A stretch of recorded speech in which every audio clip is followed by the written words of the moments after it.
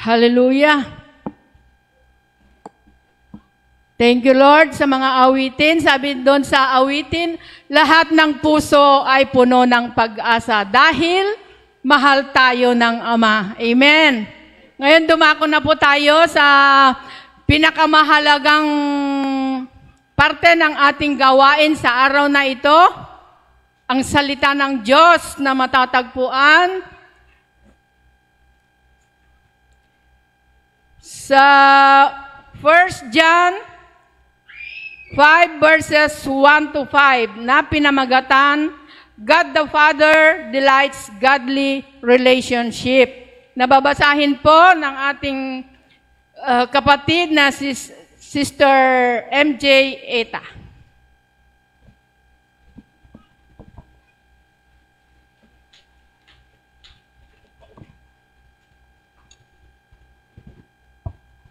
Tayo po lahat ay tumayo bilang isang paggalang po sa ating Panginoon. Ating buksan ang ating Biblia sa 1 John chapter 5 verses 1 to 5 na may pinamagatang God the Father delights godly relationship. Verse 1. Ang bawat sumasampalataya na si Jesus ang siyang Kristo ay anak ng Diyos, at ang sinumang umiibig sa Ama ay umiibig din sa anak.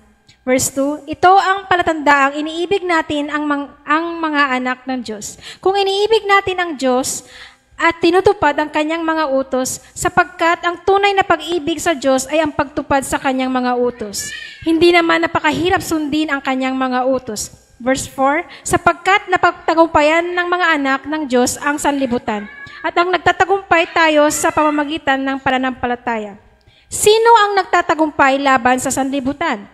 Ang sumasampalataya na si Jesus ang anak ng Diyos. Amen. To God belongs all the glory. Thank you for the reading of the gospel. Let's remain standing in the presence of the Lord. God is good, and all the time, God is good.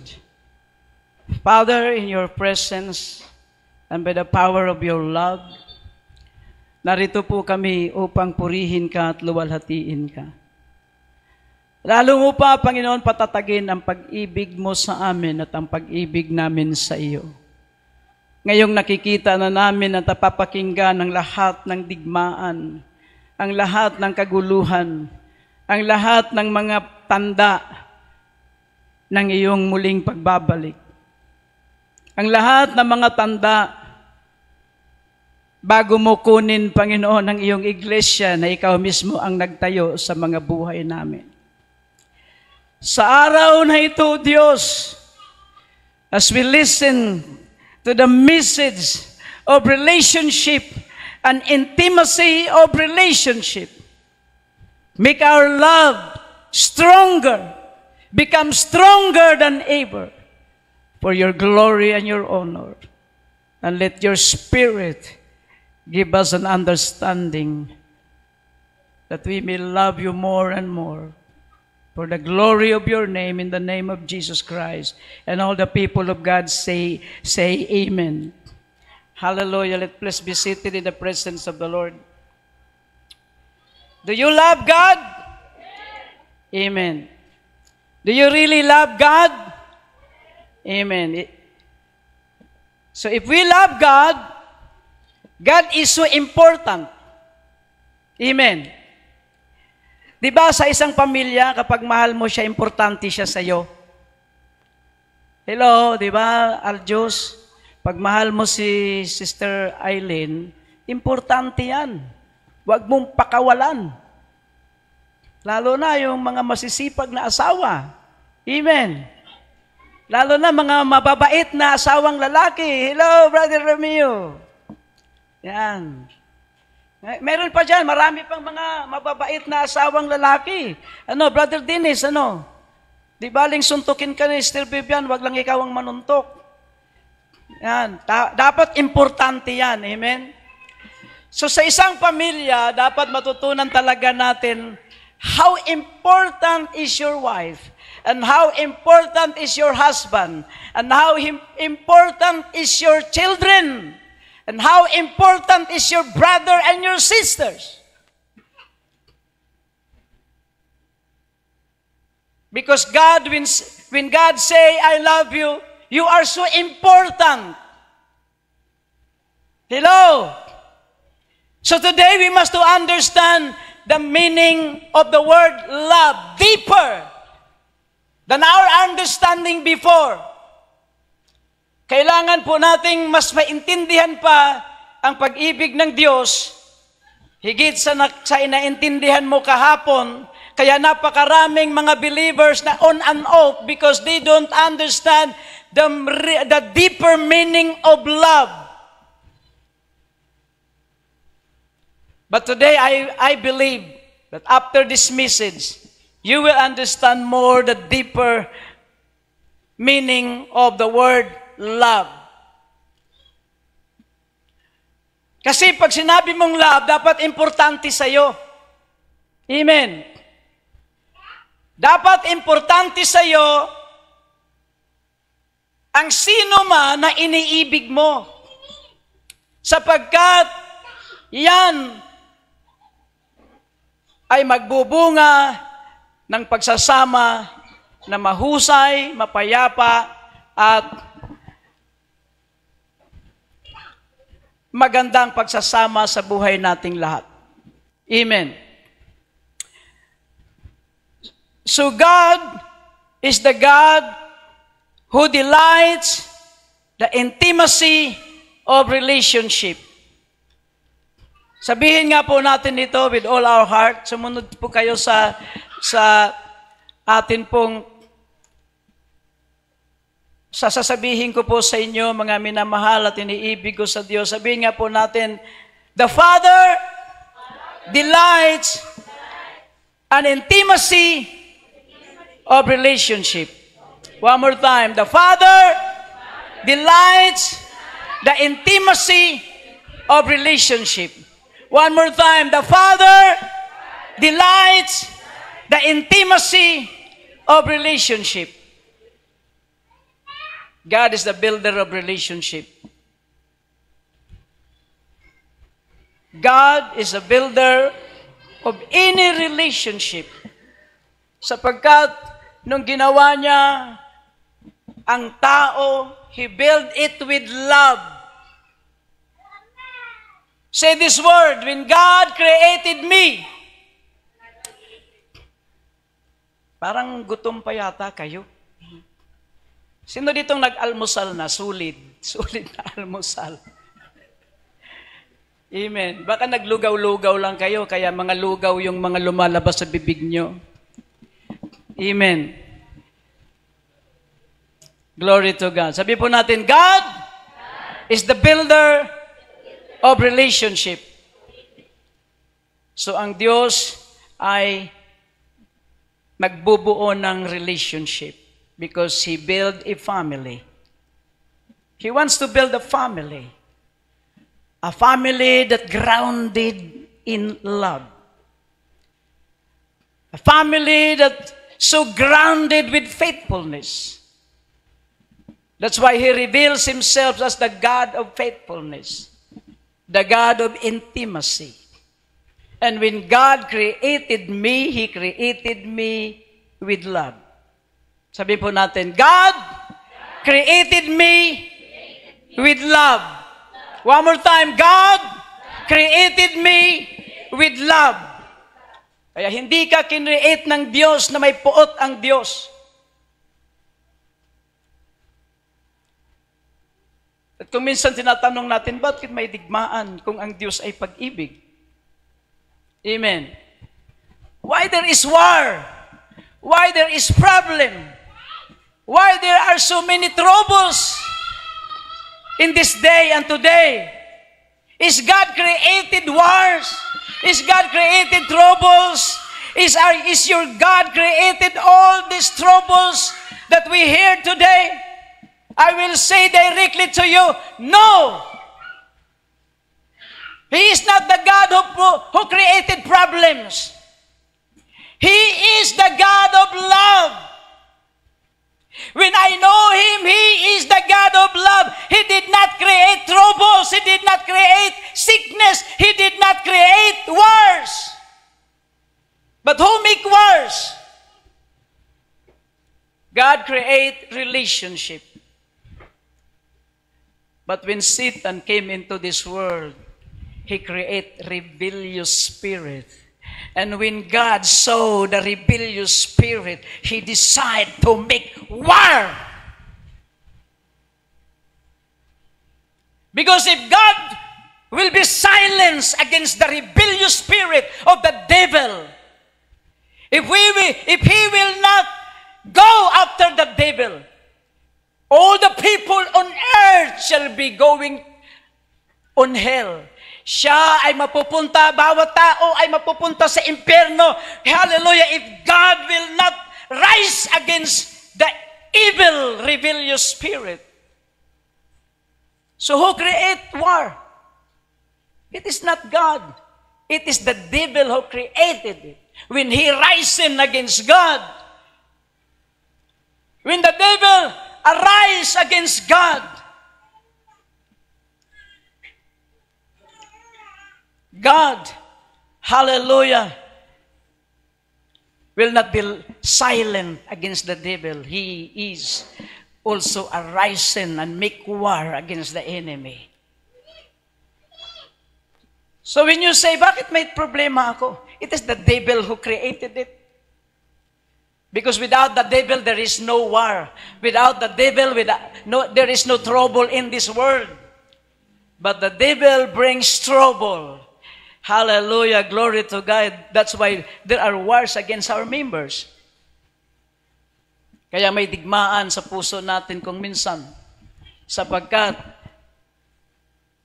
ang demonyo ay nag-create ng rebellious spirit against the holiness of God, against the righteousness of God. Hallelujah. One more time, sabihin po natin, God created me with love. Palapakan po natin ang ating Diyos. When God sent forth His Son into this world, He introduced love.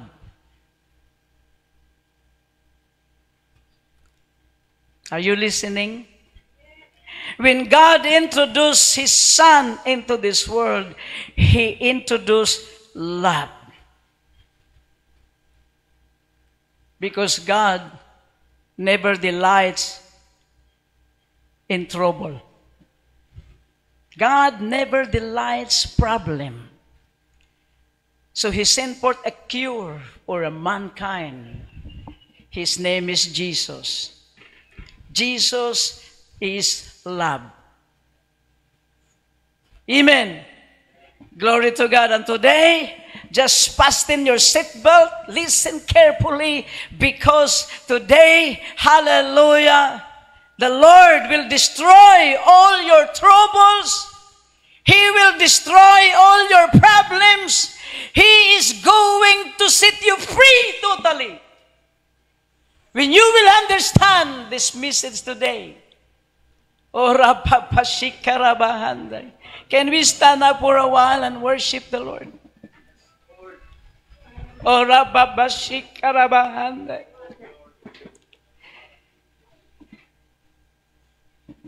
Glory to God.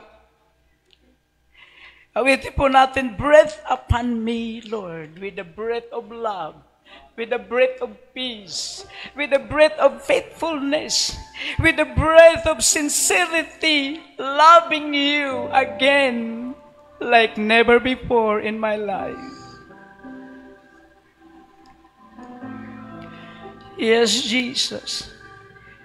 Glory to your wonderful name. Breathe upon us, O Lord.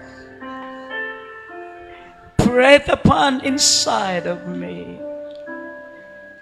Jesus, just worship Him. Just worship Him. Breathe upon me, breath of God. Breathe upon me, the Spirit of the Lord. As I lift my hand and surrender to your name, Most High.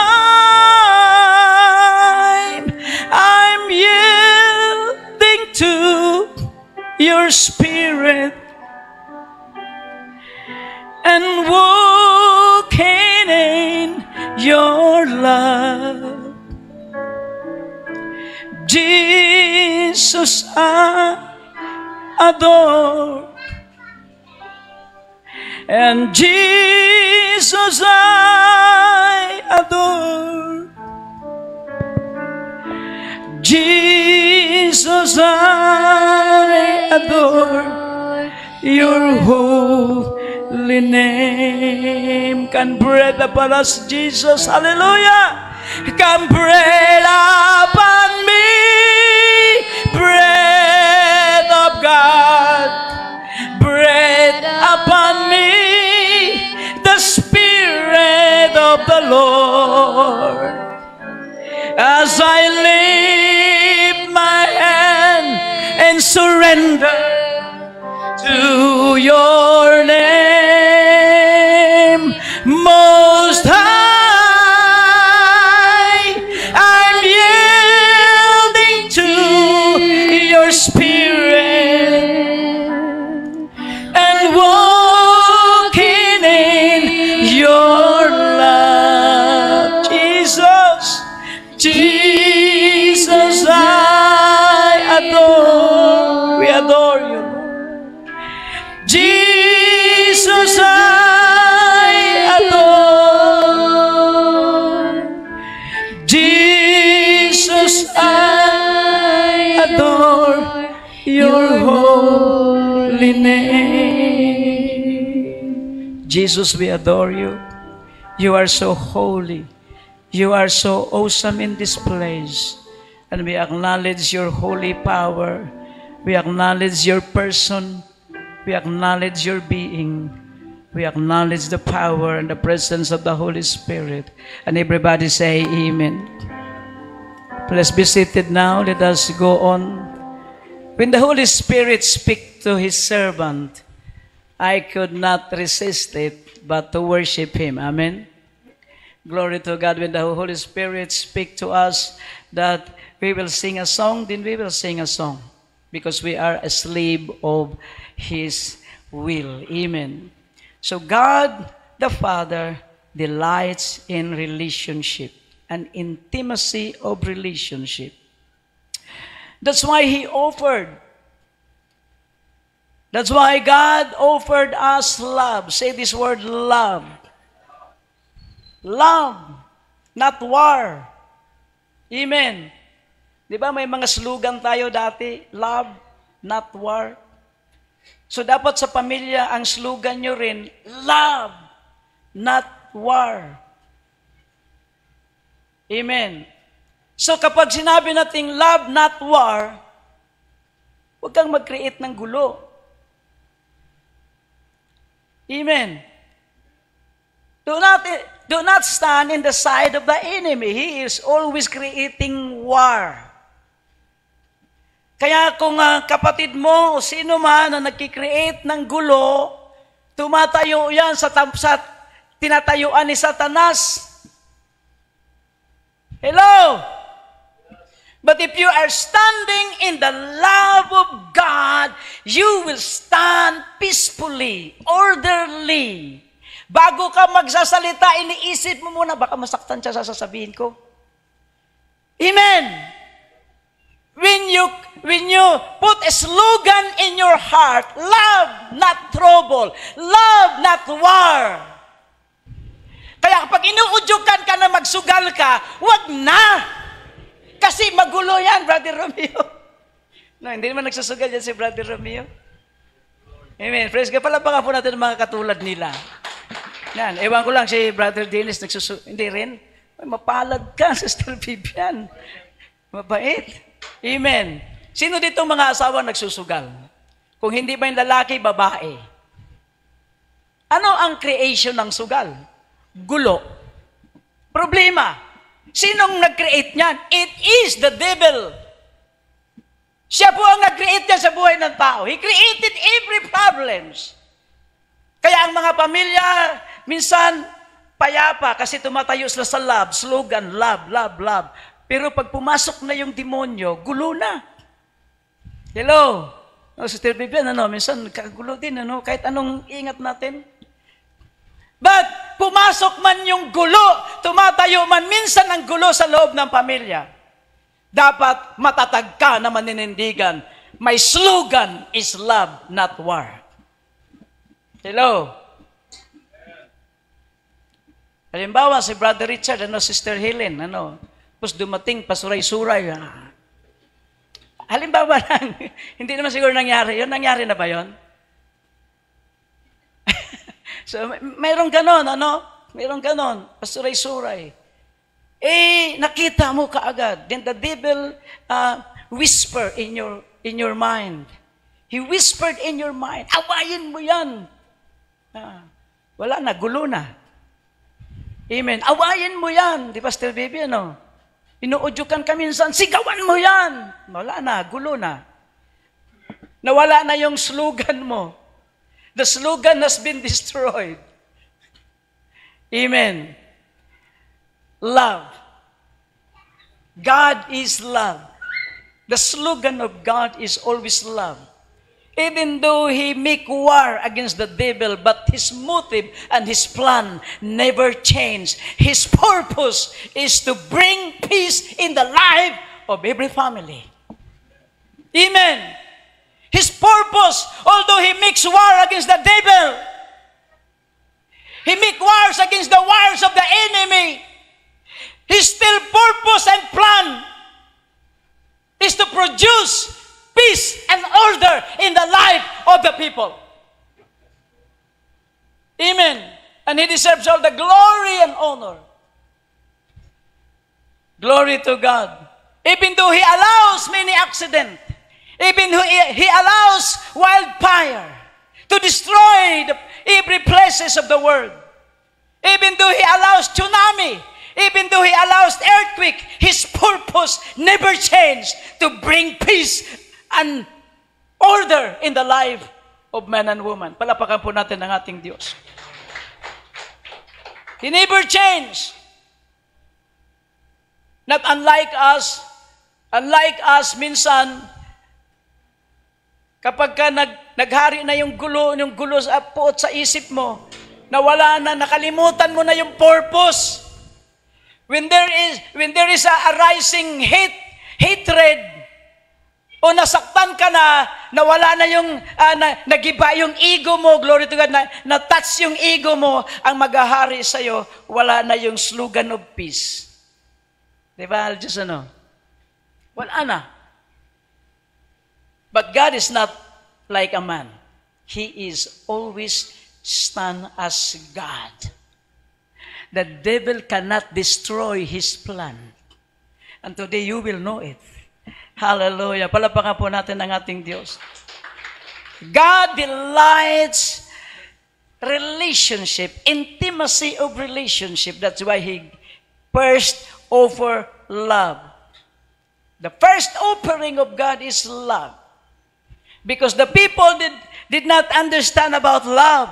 Because the people did not really have the love of God in their heart. That's why He offered love. Then secondly, that's number one, how God built an intimacy of relationship. Number two, He offers forgiveness. Kasi kung hindi ka niya patatawarin, hindi mabuo yung relationship. Amen? Kaya kung hindi rin kayo magpapatawa, there is no relationship that's will be built. Amen? Tingnan mo nga yung katabi mo at hawakan mo. Yung sa kaliwa mo muna, sa kaliwa. Sa kaliwa mo muna. Yan. Sige lang, magsalita lang kayo. Sundin nyo lang yung salita ko. Sabihin nyo, kung magkakamali ba ako, mapapatawad mo ako. Yan. Ano naman ang sagot na nasa kaliwa? No, anong sagot nyo? Oo naman. O yung sa kanan naman. Yan. Ulitin natin. Yan, sa kanan, sabihin mo naman, kung ako naman ay magkamali, Mapapatawad mo ba ako? Ayan. O, palapakan natin ang ating Diyos. Anong sagot nyo? Oh, praise God, palapakan natin ang ating Diyos. So God is the builder of relationship, at not just only relationship, but intimacy of relationship. Ano ba yung ibig sabihin ng intimacy? Very close. Very close. Na para bang walang space ang kaguluhan. There is no space of trouble. There is no space of criticism that can enter into the intimacy of love. Minsan lahat tayo nagsasabi nila, pero at luwang naman, nakakapasok si critics, nakakapasok yung problema, nakakapasok yung gulo. Even in the church. Why? Because we did not understand intimacy. If I have an intimacy with you, I will not allow troubles. I will not allow critics that can destroy my emotion towards you. Palapakan po natin ang ating Diyos. Lord, I will not allow troubles will enter. Kaya maraming mga magka-girlfriend, magka-boyfriend, nag-aaway. Kung nag-aaway ang mag-asawa na ikinasal na, paano pa yung boyfriend at girlfriend, di ba? Si Charmel, wala pa namang boyfriend si Charmel, meron na ba? No. Buti na lang, wala pa. Kung nag-aaway ang mga ikinasal, because they did not understand the intimacy of love, paano pa yung hindi pa ikinasal? Paano pa yung mga boyfriend at girlfriend pa lang? Pero kung habang kayo ay boyfriend at girlfriend pa lang, alam mo na ang intimacy of love, then you will not allow troubles will enter in to your relationship. Palapakan po natin ang ating Diyos. Because love will always gives forgiveness. Amen. Ang pag-ibig ay handang magpatawad. Sabihin, oo nga, mahal kita, pero sobra ka na eh. Over ka na. Sa isang buwan na tayo, magkabate. Yan. Meron bang ganon? Meron, Hindi man sasabihin, pero umaabot ng 1 buwan, 3 buwan ang away. Walang batian. But the Bible said, with the intimacy of love, God speak in this way. Do not allow the sun to go down before your wrath. Huwag mong hayaang lumubog ang araw sa galit mo. Yun yung intimacy. Ibig bang sabihin, ang intimacy, hindi na marunong magalit? Magalit! Pero dahil intimacy ang inyong relationship, hindi lulubog ang araw na hindi mo na siya babatiin. Oh, hello, Aaron. Yung mga mambubuli dyan, ewan ko lang, may paglalagyan sa impyerno yan pag hindi magbabago. Kaya beware of bully. Di baling ikaw ang bulihin, wag lang ikaw ang mambubuli. Amen. Ito mo si Brother Dennis, tawa-tawa lang yan kasi madalas mabuli yan ni Sister Vivian. Pero dahil may intimacy sila, glory to God, madaling masugpuan mo, Sister Vivian. Ang problema hindi makakapasok. Just allow Satan to create problems outside. Amen? But do not allow it inside. Amen? Just allow Satan. Just listen to his trouble. But do not entertain. Hayaan mo lang, nagdadala na naman si Satan ng trouble, nagdadala na naman chismis sa akin, no? Yan. But do not allow to enter in. Because when the trouble of Satan, when critics or whatever bad news ay pinapasok mo sa puso mo, then trouble will arise. And then masalubong mo si Sister Amalia, hindi alam ni Sister Amalia, meron palang narinig yung halimbawa Sister Nicole, may narinig pala na Bad news para kay Amalia, ano? Hindi alam ni Amalia, masama na pala ang mukha ni Sister Nicole sa kanya, nagkasalubong sila, hindi siya binati. Oh, anong nangyari? Bakit hindi ako binati ni Sister Nicole? Wala no, iniisip ni Sister Amalia, halimbawa lang, Sister Ami, ano? Namoblema tuloy yung tao. Ba't kaya? When you listen to critics, your heart will change. There is something happen in the face of your heart. There is something happen in the face of your heart. And then it will produce simangot sa iyong puso, sa iyong mukha. At magtatakan lang yung tao, bakit iniwasan ako nito? Ang bait nito sa akin kanina. Kahapon lang magkasama kami sa church. Bakit ganito? Why? Because you listen to criticism and you entertain it in your heart. Pwede namang makinig. Huwag mo lang kapasukin sa puso. Amen? Palapakan po natin ang ating Diyos. Number 3, how God built this intimacy of relationship. Number 3, by giving us grace and mercy. God is so graceful and merciful. And His mercy endureth forever. Kaya hindi masira ang relationship natin sa Diyos because God knows, hallelujah, how to execute grace and how to execute mercy.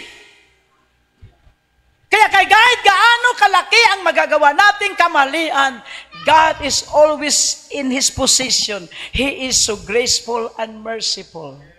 When you ask forgiveness to Him, hallelujah, ang Diyos ayaw niyang masira yung relasyon niya sa iyo at ayaw niyang masira yung relationship niya sa iyo. Kaya gusto niya, handa siyang magpatawad araw-araw. Gaano kadami, walang hanggang pagpapatawad. But sometimes we do not understand the love of God. O isang araw ka lang magpatawad, pag inulit kinabukasan, o wala na, tapos na. Tsaka na lang, ano po? Okay. Do you now understand the intimacy of love? You now understand? Palakpakan po natin ng ating Diyos. God doesn't want that the love He offered to us shall be destroyed. That's why He always, in the condition of forgiving us, always, He is so graceful and merciful. And the Bible, the book of Psalms says, His mercy endureth forever. Hallelujah. Sapagkat ayaw niya na mapahamak ang bawat isa sa atin. At napaka-importante mo sa Diyos. Because when God say, I love you, you are so important. But people, when He say, I love you, God, oh, wala, hindi siya importante.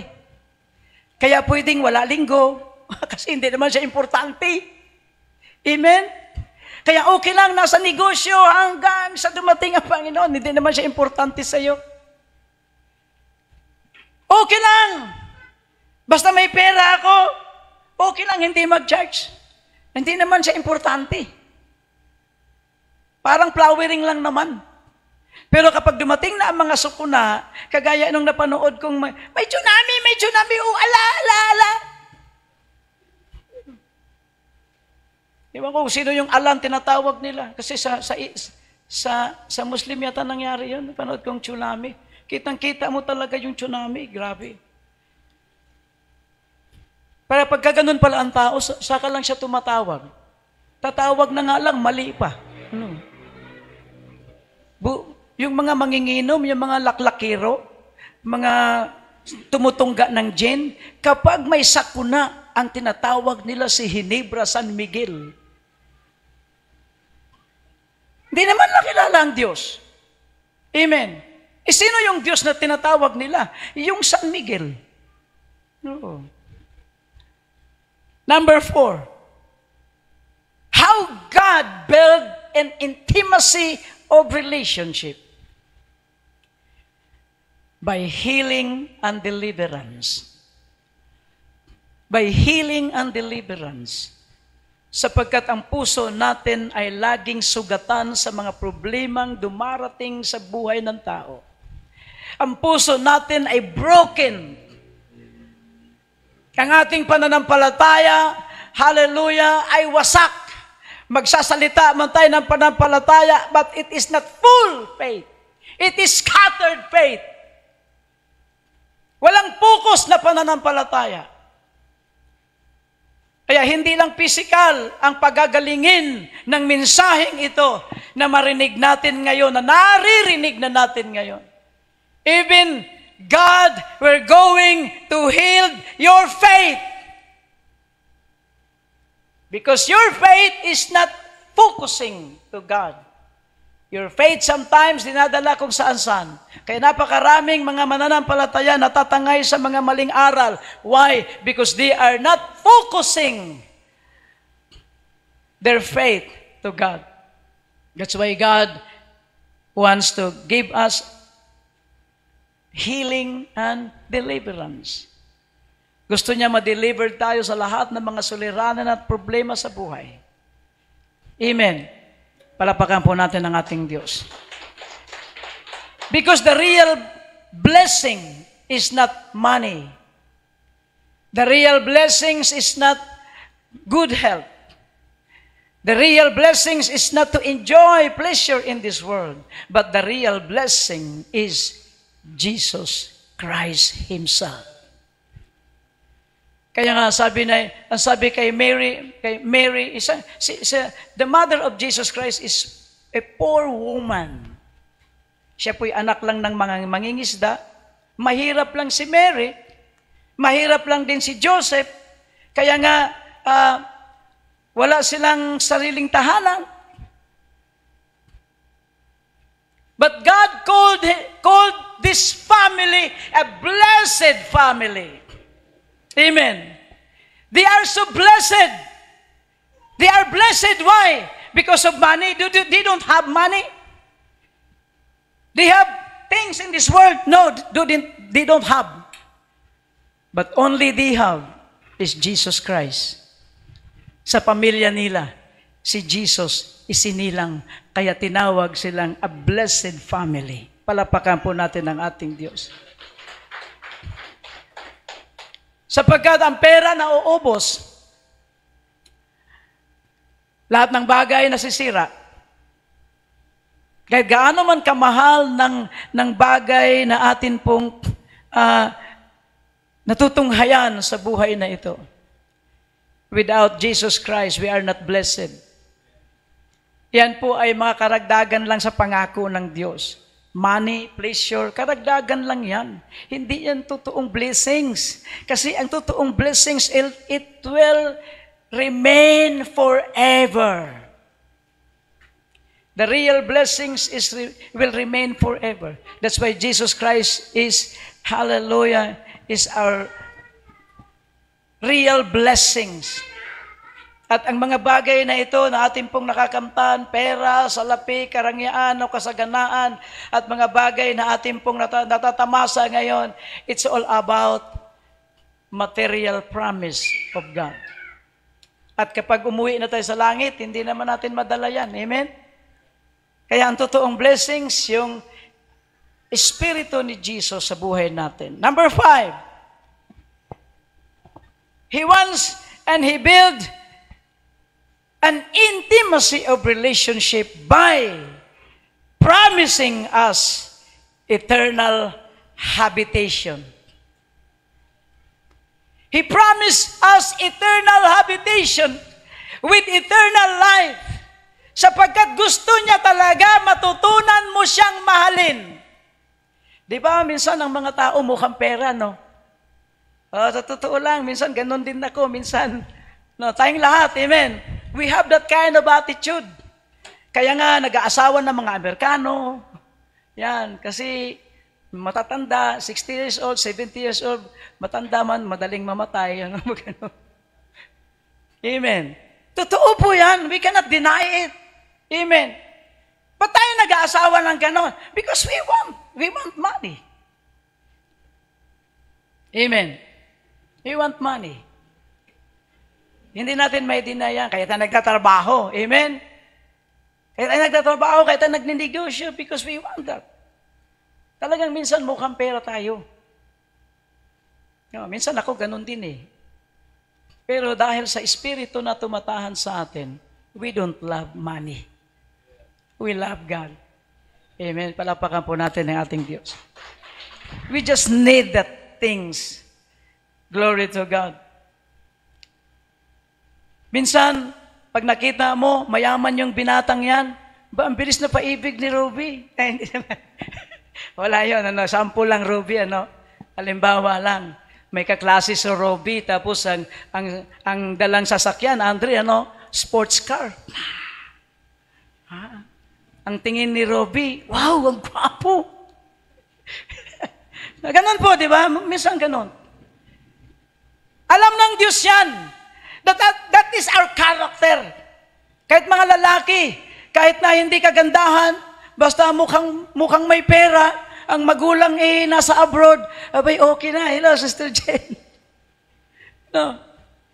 Sabihin ng lalaki, ay, ganda niya, kasi ang ganda ng suot, pero hindi naman kagandahan, di ba, Sister Linda, naranasan mo ba yung gano'n minsan? Hindi naman kagandahan, pero dahil mayaman, sugod agad si binata. Pero hindi nila alam, may masama pala sa loob. And God knows it. God knows it. Kaya nga, inaalok niya tayo ng kayamanan sa langit sapagkat alam niya ang nature natin. We love wealth. That's why God says, in my kingdom in heaven, there's so many mansions.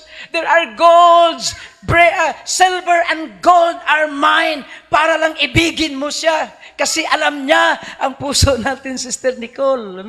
Kung Sister Nicole, bigyan lang ng pagkakataon ito na halimbawa lang, Sister Nicole, kasi naranasan mo na yung hirap ng buhay. Siguro nangangarap, halimbawa lang, nangangarap kung ako lang ay bigyan ng pagkakataon ng Diyos na makapag-asawa uli, yung mayaman na. Yes, God has given you a chance. Not in human flesh, but in Jesus Christ.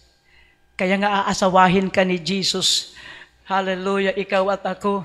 Aasawahin niya tayo sapagkat ayaw na niyang maranasan mo ang hirap sa mundong ito. Glory to God. Palapakan po natin ang ating Diyos. Lastly, pinangako niya ang habitation, eternal habitation, and the wealth in His kingdom. Ipinangako niya yon. Why? Sapagkat alam niya ang puso natin. We love treasures and pleasures. Kaya nga gusto niya, talikuran mo na yung pleasure dito, sandali lang yan, sandali lang yan mawawala. Pero yung inihanda kong pleasure na para sa'yo, walang hanggan. Amen. Walang hanggang kasiyahan doon sa buhay na walang hanggan.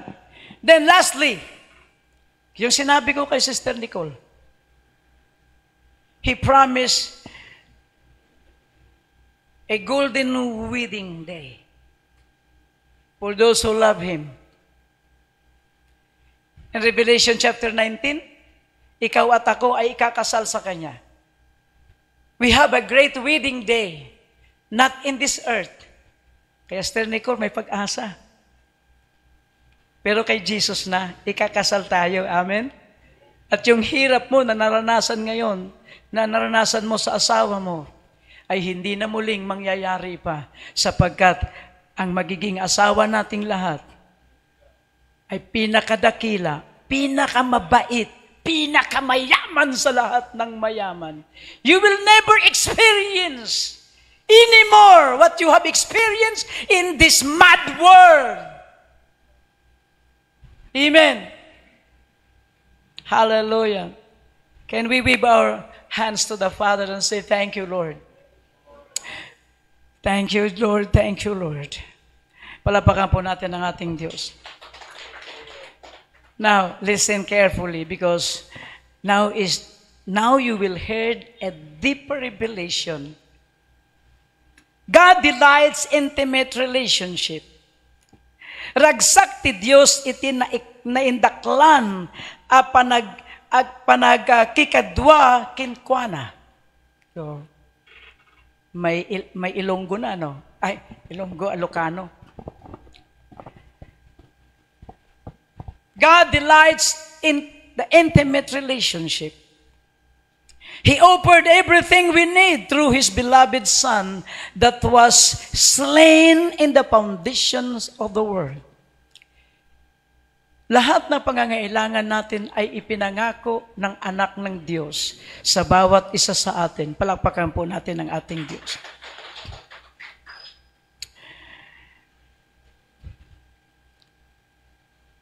Jesus Christ was crucified that we might be reconciled to the Father of glory. Naipako ni Jesucristo iti krus, tapno mapauli tayo iti Ama, ti dayag. Upang ikaw at ako ay makapanauli doon sa glorya ng Diyos. Reconciliation is to restore broken relationship. Naalala yung mensahe ni Pastor Kevin, one of Wednesday? Reconciliation. Why?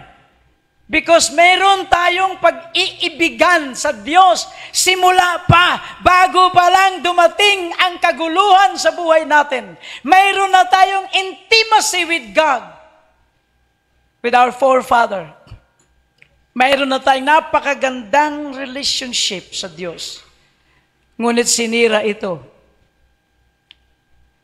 Reconciliation is to restore you and me to the intimacy of relationship that we have before the foundations of the world.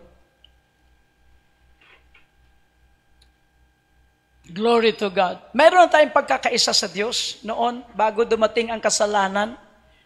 At pakinggan ninyong mabuti ito sapagkat, hallelujah, today, you will experience closeness to the Lord God Almighty. Do you want it? Amen. Palapakan po natin ang ating Diyos.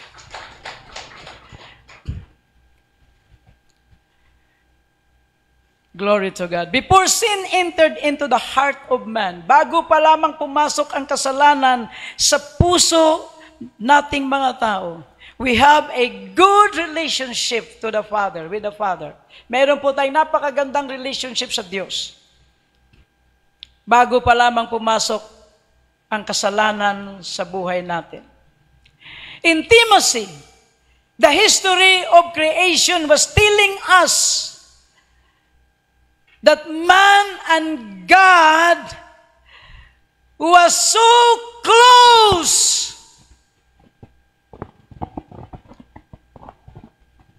The history, the Bible, is telling us that before sin entered into the heart of man, we are so close with God.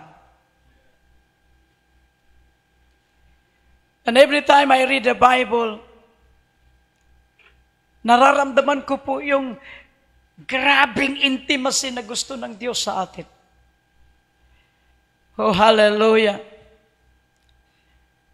The history of creation written in this book called the Bible, the Holy Scripture, is telling us that man and God, hallelujah, ang Diyos at ang tao ay napakalapit sa bawat isa. As an image and likeness of God, man is so close to God. Gaputa na aramid ti tao iti ladawan kin kasikapan ti Dios. Napakalapit. Why? Kaya nga ginawa kanyang image and likeness sapagkat napakalapit mo pala sa Diyos. Kapag tiningnan pala ang tao, nakikita niya ang Diyos. Kapag nagtinginan pala si Eva at si Adan, nakikita ni Adan ang Diyos sa buhay ni Abe.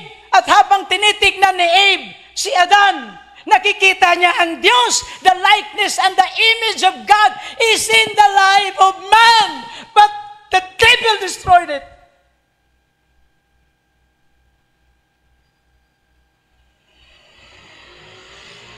Sabihin mo po sa kanan mo, sa tao na sa kanan mo, imahen at wangis ka pala ng Diyos. So sa kaliwa naman, sabihin mo, imahen at wangis ka pala ng Diyos. Tapos sabihin natin, hindi na kita aawayin. Ulitin po natin, hindi na kita sisiraan. Amen? Saan po nakasulat yan? In the book of James. Huwag mong siraan ang ginawa ng Diyos na wangis at anyo niya. Oh, glory to God. Nakakaiyak, ano? Pag naisip ko, ang dami ko nang siniraan. Siniraan ko pala yung imahen at wangis ng Diyos. Kaya pag inaway mo, Sister Jen, yung wangis at anyo nakatabi mo. Brother Romeo, pag inaway mo yan, inaway mo yung wangis at anyo ng Diyos. Pag siniraan mo si Sister Baby, siniraan mo yung wangis at anyo ng Diyos. Amen. Palakpakan po natin ang ating Diyos. But when the destroyer comes, the relationship between God and man has been destroyed. And man has been separated from God. Man began to separate from God. And so man is so far from God. Napakalayo na ng tao sa Diyos. Hindi na niya alam bumalik. Hindi na niya alam kung saan yung way. He doesn't know and understand how to return to God. Kaya naman nagtayo siya ng mga relihiyon. Baka naman sa pagtatayo ko nito, makabalik ako sa Diyos. But no! The gap between man and God has no bridge. Has no bridge to bridge. Walang tulay na maaring gamitin para makabalik ang tao sa Diyos. There is no bridge that can man to build for to bridge that gap. No human method and idea that can make a bridge to bridge the gap between God and man. No! Glory to God. Now listen carefully. At ang distansya na yon ng tao sa Diyos, that seems no bridge that made by human hands and human method and idea could ever bridge the gap between God and man. No human wisdom na makatawid doon. Wala. And secondly, the separation between God and man create a wall of separation. Ang pangalawang itinayo nito, nung nagkahiwalay ng malayong-malayo ang Diyos sa tao, as far as the heaven are above the earth, hallelujah, ay nagtayo ng pinakamakapal na wall that no power of prayer can destroy it.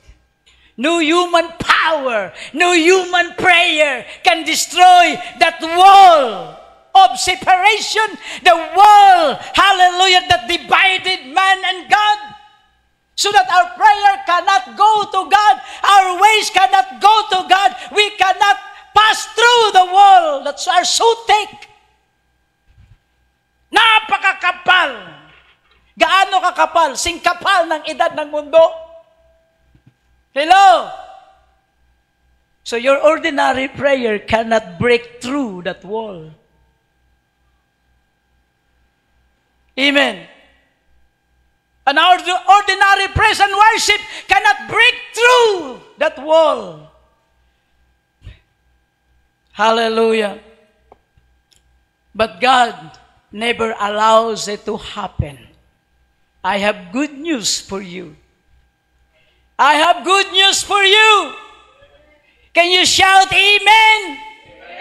Can I have good news for you? Today you will understand it. Why Jesus died on the cross? It is more powerful than you heard before.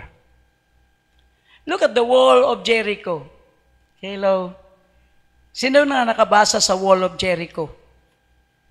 Alam niyo yung wall of Jericho, it divides the Canaanites and the Jewish people. Hindi nila makita sa loob, hindi rin sila makita sa labas. At kahit ang karwahe, pwedeng dumaan doon sa ibabaw ng wall. Napakakapal. Siguro mga 5 meters to 6 meters ang kapal niya. Kasi wala pa namang hollow block noon eh. Ang ginawa nilang wall, puro mga buong bato yun. Na ipinapagulong nila sa magitan ng mga elepante, pinapagulong nila sa magitan ng mga hayop. Mayroon silang mga idea para yung mga tinatapyas nilang mga bato na malalaki ay gagawin nilang pader. Ganon kakapal ang pader ng wall of Jericho. And God directed the people of Israel to be silenced for 6 days. Listen, listen. Ang sabi ng Diyos kay Joshua, Joshua, command my people to be silenced on 6 days. Umikot lang kayo. Sige, ikot lang. Walang magsasalita sa inyo. Hold your patient. May ugnayan po ito doon sa wall na itinayo ni Satanas sa atin. And then silence sila. Ikot lang sila ng ikot. Ikaw kaya makatagal ka? Hindi ka magsasalita? No, hindi. Sinabi pa nga lang, sa eskwelahan pa nga lang eh, silence. Di ba? Dito pa nga lang eh, may nangangaral kayo din. But the people of Israel, they obey the command of the Lord. They never speak while they encircle Jericho. Ikot lang sila ng ikot. Wala. Gustong-gusto na nilang magpuri. Gustong-gusto na nilang sumigaw. Pero ang sabi kasi, hold your faith, your patience. And after 7 days, sa ikapitong araw, sabay-sabay kayong sumigaw. Amen? They hold their peace. Hallelujah, glory to God. They hold their patient for 6 days. Walang nagsasalita sa kanila. Walang sumisigaw sa kanila. Pero humihinga sila. Humihinga lang, okay lang, lakad ng lakad. And when 7 days comes, God told them, shout! And then when they shout, the greatest wall. Wala pong Panama yung wall of China. Yun po yung pinakamatibay na wall. But when the people of God shout, the wall, the great wall of Jericho was being destroyed and collapsed. Nothing left. Wala nang natira. Talagang na-destroyed. Hallelujah. Look at, now remember, when Jesus Christ on the cross. Hallelujah, glory to God. When Jesus Christ was being captured, He never speak. He was silenced before His shearer. The Bible said in Isaiah chapter 53, glory to God, Kapag binasa po natin ang Isaiah chapter 53, just open your Bible and I will show you the things that Jesus cried, hallelujah, as an antitype with the people of God in the days of Joshua. He was so silenced. Sinampal siya, tahimik lang siya. Binigyan ng koronang tinig, tahimik lang siya because there is a purpose of his silence. He wants to destroy the wall, the great wall that Satan builds against you and God. He was so silent.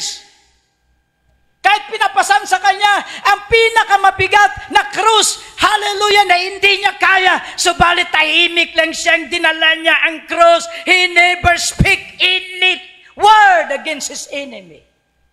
But on the Mount of Golgotha, subalit nung nandoon na siya sa krus at malapit na siyang mamatay, the Bible said, he cried aloud. Woo! Yes! He held his vision. He held his breath. Hallelujah, because there is a purpose why he was so silent. Pilate asked him, but he was silenced. The crowd speak against him, but he was silenced because there is a purpose of his silence. Wow! Glory to God! And God said on the cross, my God! My God, into thy hands I commend my spirit. It is done. The wall that divides you and me has been collapsed in the spirit. Nothing left. That's why the Bible, Apostle Paul said, we have now an access. Wow! Wow!